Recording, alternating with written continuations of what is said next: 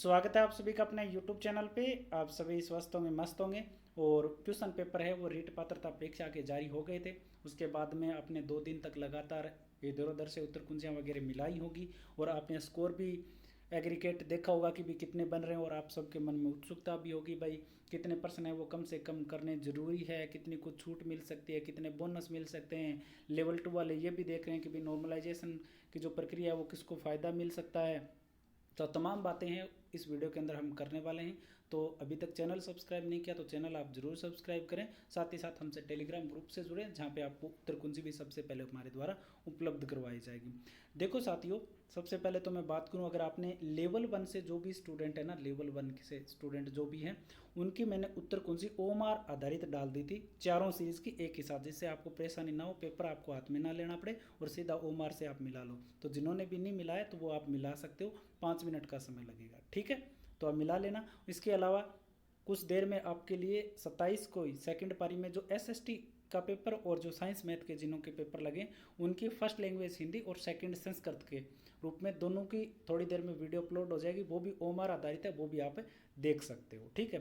तो अब हम शुरू करते हैं। देखो सबसे पहले तो आ जाती है बात कितने कितने आपको प्रश्न सही करने जरूरी है कैटेगरी के हिसाब से, टीएसपी नॉन टीएसपी दोनों में। तो देखो जनरल कैटेगरी के अंदर चाहे तो आप नॉन टीएसपी में हो चाहे आप टीएसपी एरिया से हो, जनरल कैटेगरी का कोई भी पुरुष अगर है या कोई भी महिला है तो उसको 90% करने जरूरी हैं। 90% से कम है तो आप पास माने नहीं जाओगे, आप पात्रता से वंचित हो जाओगे, टीएसपी नॉन टीएसपी दोनों में, ठीक। उसके बाद में आपकी बारी आती है एक तो एससी, ओबीसी, ईडब्ल्यूएस और एमबीसी। ये कैटेगरी टीएसपी एरिया में तो होती नहीं है, केवल नॉन टीएसपी एरिया के अंदर होती है। इसके अंदर जो भी महिला और जो भी पुरुष आते हैं उनको 55% लेकर के आने होते हैं। 55% का मतलब होता है आपका 82.5। और पिछली बार 82.5 वालों को कोर्ट से रास्ता साफ करवाना पड़ा था पात्रता। जब थर्ड ग्रेड का रिजल्ट आया ना, तो थर्ड ग्रेड का रिजल्ट आया तो किसी का अगर किसी का सिलेक्शन हुआ तो उनको, या फिर जिनका नहीं भी हुआ तो उनको पात्र घोषित कोर्ट के द्वारा किया गया था। बाकी 83% जिनके सही हो जाएंगे वो बिल्कुल क्या है, मान्य कर लिया जाएगा, ठीक है। वो क्या किया जाएगा, मान्य किया जाएगा। अब आप ये कहोगे कि सर 82.5 कैसे हो सकते हैं जब माइनस मार्किंग नहीं है। तो हो जाते हैं, कैसे हो जाते हैं ये भी समझ लो। कि मान लो 150% है, किसी का 1% बोनस में चला गया, ठीक है, वो पर्सन डिलीट हो गया, ये मान लो डिलीट हो गया तो 149 बचे। नंबर तो अब भी वो की वही है, पहले तो आप 150 से भाग दे के निकाल रहे थे, अब आप 149 का भाग दे के नहीं निकालोगे क्या। तो इस हिसाब से हो जाते हैं। तो आपको कितने नंबर चाहिए, 83% आपके सही होने चाहिए। ओबीसी, एससी, ईडब्ल्यूएस, एमबीसी, चाहे आप टीएसपी से हो आप चाहे नॉन टीएसपी हो, और महिला और पुरुष दोनों के लिए। इसके अलावा जो भी एसटी के अंदर है, जो भी महिला और पुरुष जो भी एसटी कैटेगरी के अंदर है, तो नॉन टीएसपी में है ना, उनको तो चाहिएंगे वही 83% चाहिएंगे। लेकिन अगर टीएसपी एरिया में अगर है ना तो उनको कितने परसेंट चाहिएंगे, 54% चाहिएंगे एसटी के लिए, ठीक।